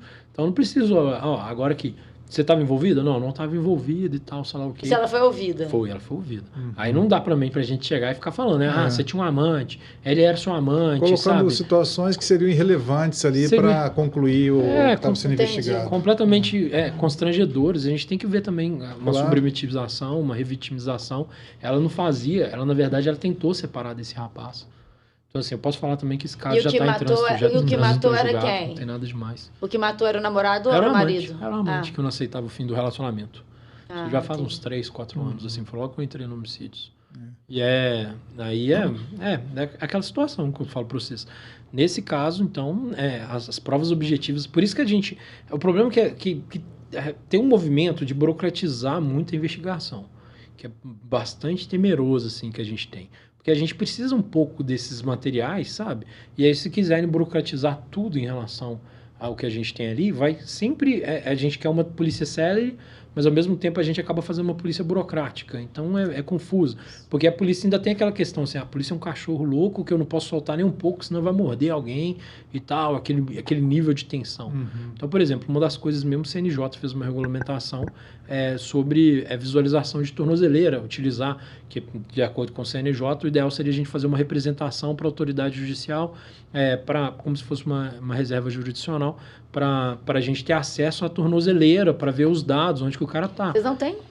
A grande questão é que a gente que controla também a tornozeleira. Então, a gente vê se está quebrando. Então, olha como é que é complexo, né? Porque a gente tem que ver se a tornozeleira foi violada. E a gente tem que ver se está sendo respeitado o limite. Uma das instituições que tem que fazer isso é a Polícia Civil. Mas se eu quero usar esses dados, que são os dados meus, que estão dentro da minha atribuição, eu tenho que fazer um pedido judicial.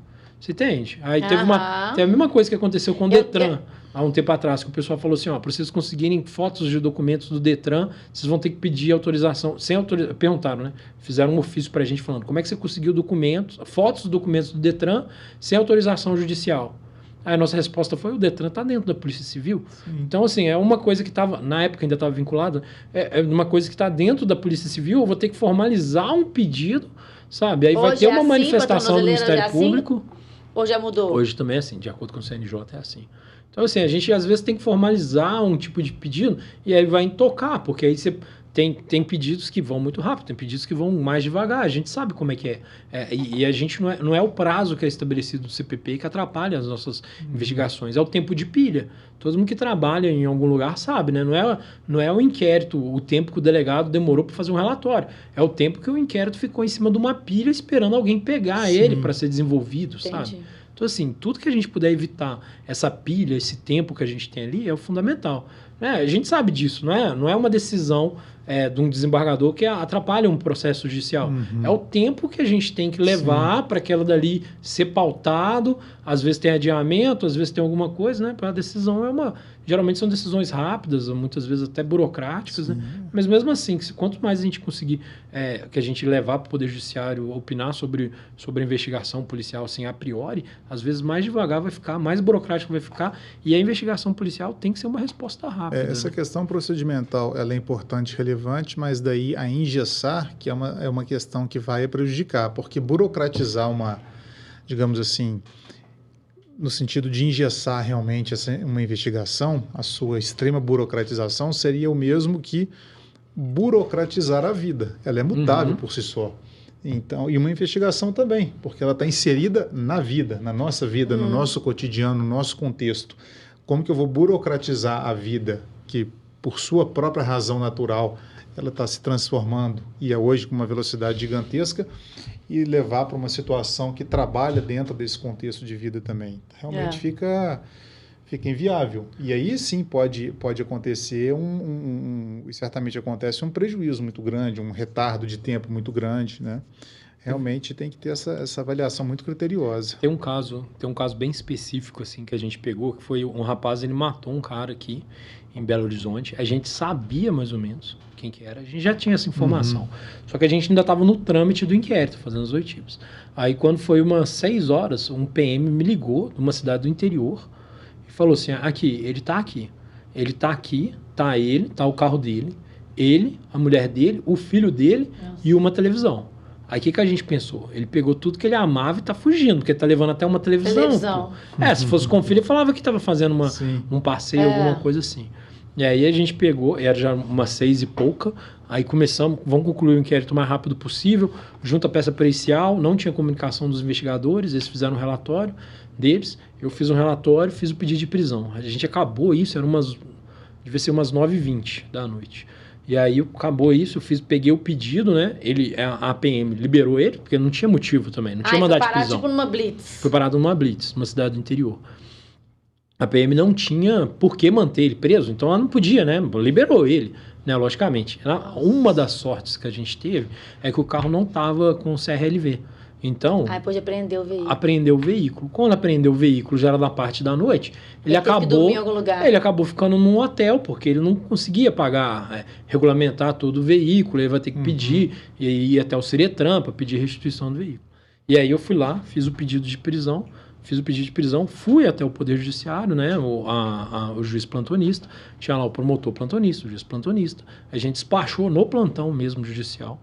Aí devo ter chegado lá umas 9h50, mais ou menos. Aí quando você foi? Fui. Aí, né, entreguei, conversei, né, contei sobre o caso, eles falaram, não, eu te ligo. Aí quando deu mais ou menos uma 00:40, eles ligaram. Aí eles ligaram para me ligar e falaram assim, ó, já tá com mandado de prisão. A gente sabia, aí nesse meio tempo a gente descobriu que ele estava no hotel. Mas eu não tinha feito pedido de mandado de busca e apreensão. Mas aí a polícia estava toda já em volta, ele esperando para ele não fugir? Isso, a EPM já estava mais ou menos, né, avisada, né? Avisada. Era uma cidade que fica mais ou menos 3h30 daqui. Nossa. Aí a gente combinei com a equipe da gente sair 2h da manhã. Aí a gente saiu 2h da manhã. Aí a gente ia chegar lá às 5h30, né, para dar tempo. Estrada ruim, de madrugada, a gente não sabia o local, acabou que a gente atrasou. Aí quando deu umas 6h20, a PM me mandou. Falou assim, ele acordou, prendemos ele, sabe? Então assim, olha... antes de vocês chegarem? Antes da gente chegar. Mas olha como é que uma... Mas aí já tinha mandado, foi lá pra ele, já tinha ido? Não, na hora que eu saí o mandado, eu mandei pro PM. Ah, tá. Cadastrei, a gente tem um cadastro nacional, né, de mandado de prisão. Pedi pro pessoal do plantão, do DHPP, cadastrar e fui com a minha equipe. Ele foi tomar café, pegou? Hã? Ele foi tomar café. Foi mais ou menos isso. Ele foi tomar café, os PM estavam lá na porta, sabiam que ele estava indo. Viu ele saindo caminhando para uma padaria. Né, era uma cidade pequena, né? Os hotéis não tem esse café tão chique e tal. Ele saiu de manhã cedo, provavelmente já estava arrumando as coisas dele, algo assim. Aí os PMs foram lá e falaram com ele, você está com mandado de prisão em aberto e tal, sei lá o quê. Fizeram, foi uma condução super tranquila. Mas eu tô falando assim, por que eu contei esse caso? Tem vezes que a velocidade é crucial para investigação, sabe? Sim. 2 dias de investigação... Tinha perdido ele, A gente tinha perdido ele.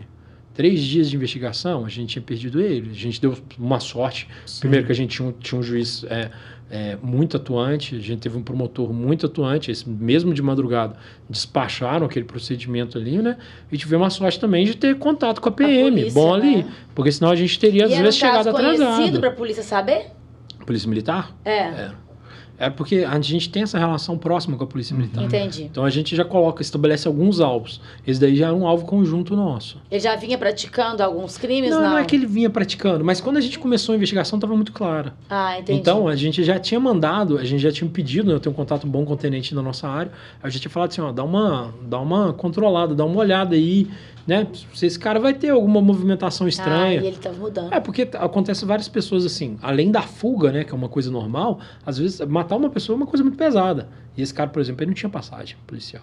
Então assim, né, a gente não estava correndo tanto, a gente estava correndo com a investigação, mas estava seguindo um trâmite normal da investigação.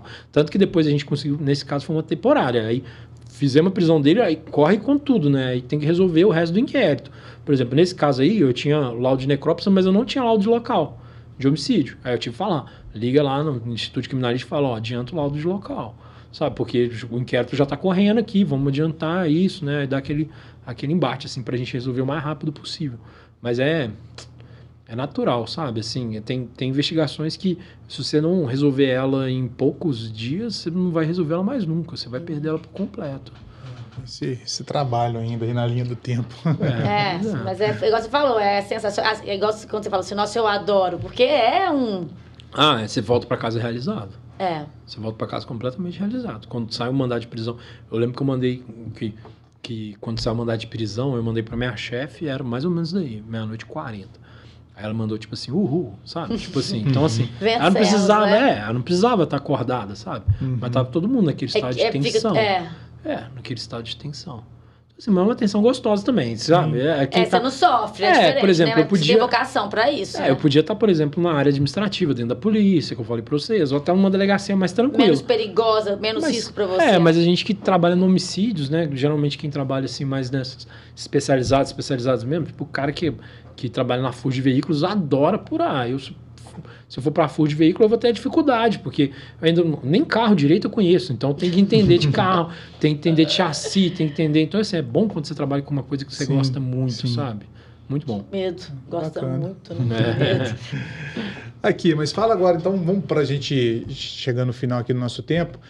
Se quiser falar um pouquinho mais também dos seus 2 livros, aliás, já tem um terceiro vindo aí? Tem um terceiro vindo. Já pode falar? Ou spoiler não, né? Não, dá pra falar. Mas se quiser falar um pouquinho do primeiro, desse outro que a gente falou aqui, Escritos em Sangue, dar uma palhinha do terceiro que está por vir aí também, o pessoal interessado para saber onde pode adquirir também. O seu Instagram, que hoje é a forma mais fácil de te encontrar. O Instagram mais fácil que eu tenho para encontrar é o Luca Credo. É também meu site, né, lucacredo.com.br. Esse livro, Escritos de Sangue, é um livro de relatos de literatura policial, mas é um relato um pouco complexo. Não vai ser aquele relato que você vai olhar e falar assim, eu quero descobrir quem que é. Tem isso, mas tem essa pegada também mais humanitária, falar do motim, falar de como que a gente constrói o intelecto, falar de um quíntuplo homicídio. Então, assim, tem várias coisinhas assim relacionados. Esse é um livro... na verdade, assim, foi minha intenção fazer um livro puramente policial. Eu quero ter meu livro policial, sabe? Uhum. Então, ele é um pouco continuidade. O outro livro que eu tenho é esse Pucá de Quê, né? O Pucá de Quê é um livro de crônicas.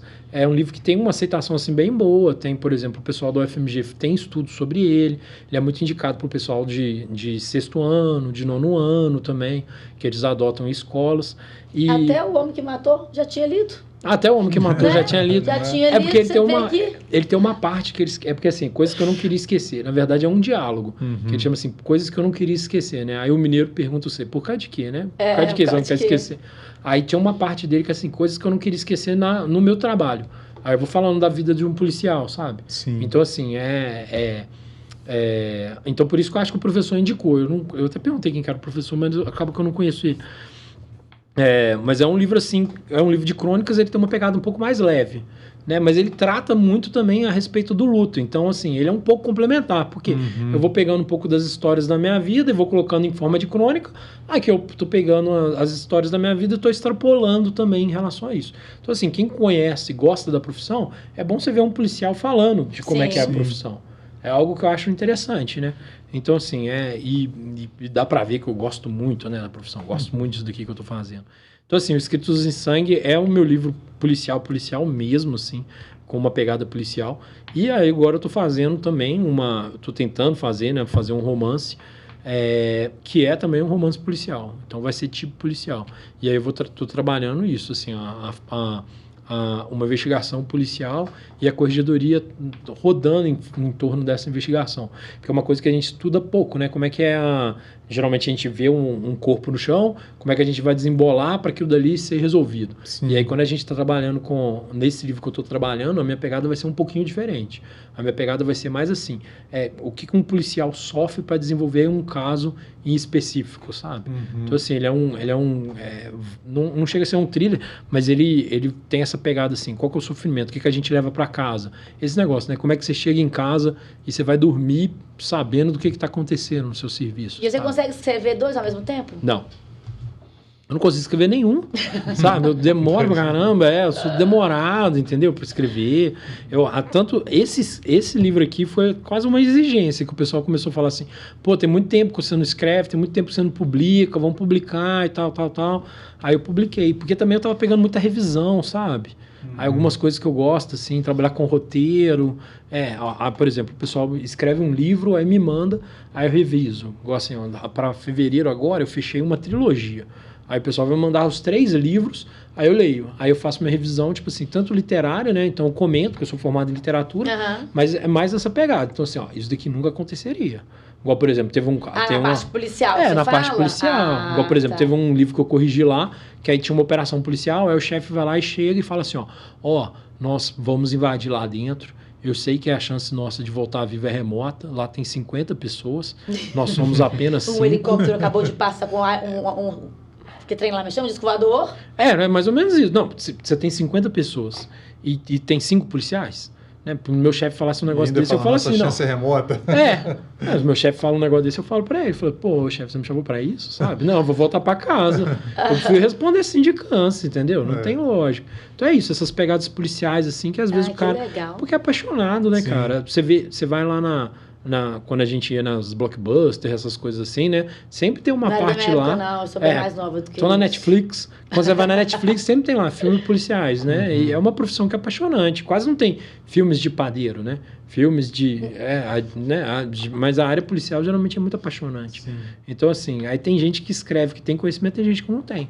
Então eu vou lá e pego, faço essa revisão. Que legal. Aí eu faço esse tipo de revisão. E tem várias coisas, tem vários lugares que eu pensei assim, velho, se eu tivesse revisado, entendeu? Tem uma série mesmo aí que eu falei, que eu fiquei pensando nisso. Que na época eles me procuraram, aí eu falei, se eu tivesse revisado, não tinha acontecido isso, né? Já tá todo meio cagado. Agora já fizeram. Pois é, agora já fizeram, deixa pra lá. E aí, rapidinho, aí vamos supor, você tá aqui hoje, aí você teve uma inspiração, aí você deixa anotado? Pra ser uma coisa futura, ou não? Eu deveria, mas eu não faço isso não. Também tem uma crônica do Luiz Fernando Veríssimo que ele fala isso, que ele tá tomando banho, aí ele pensa numa frase, ele vai lá, anota a frase, e aí ele acaba de tomar banho, olha pra frase então e fala assim, eu não faço a mínima ideia do que é isso. Aí ele vai lá e faz a crônica nisso. Ele falou assim, podia ter sido a melhor crônica da minha vida, mas só é uma frase perdida. Sabe? Então é isso. Eu tenho muito assim, do meu dia, o que eu vou escrever, até do romance que eu tô tendo um pouco de dificuldade, é um pouco isso. Porque, tipo assim, como eu gosto de escrever muito com a entranha, assim, sabe? O que eu tô sentindo no momento, para um romance, não. Um romance ele tem que ser mais concatenado, ele tem que ser mais pensado, sabe? Ele tem uma estrutura. E para quem gosta de escrever igual eu, assim, de forma mais um pouco visceral, sabe? Porque eu tenho certeza que não é um livro, assim, que todo mundo... que agrada a todo mundo, porque tem umas partes pesadas, tipo uma mulher pelada, nua, morta de cabeça para baixo, sabe? Esse tipo de coisa, assim. Mas é o que naquela época eu tava sentindo. É o que eu via, é o que precisava. Eu precisava, de certa forma, tirar de mim e colocar numa página para ver que aquela história se descansava dentro de mim. Então é isso, às vezes a gente faz, né? Fica bonitão. Às vezes o negócio sai meio ruim, mas é o que eu achei que precisava escrever. Mas é interessante isso, né? Pra descansar dentro de você. Acabou, você fechou aquele ciclo também, né? Tem uma professora que chama Ana Elisa Ribeiro, ela até ganhou o Jabuti ano passado também, aqui do Cefet. Aí ela fala isso, que o processo de criação dela é caótico. Ela vai lá e fala assim, vou escrever. Aí ela assenta 10 horas da noite, escreve até 5 da manhã, tipo, tudo que ela conseguiu escrever, sabe? Vai escrevendo tudo, sabe? Vai escrevendo tudo. Eu sou um pouquinho parecido. Tem vezes que eu fico muito tempo sem escrever, tem vezes que eu assento, sai aquilo tudo junto, sabe? Complexo, né? Porque tem dia que você quer escrever, não sai um parágrafo. E tem dia que você está inspirado, escreve pra caramba. Isso não tem uma regra. O Darcy tá um pronto, tá quase, né? O segundo. É o segundo ou o terceiro? Não, o segundo. É o segundo, porque o primeiro já tá em outras edições, né? Mas, Luca, aliás, primeiras damas, né? Já me ameaçou aqui 2 ou 3 vezes, então fala primeiro para eu evitar aqui uma quarta ameaça. Eu queria agradecer demais, acho que foi ótimo. Acabei que eu fiquei tirando minhas perguntas, minhas dúvidas, né?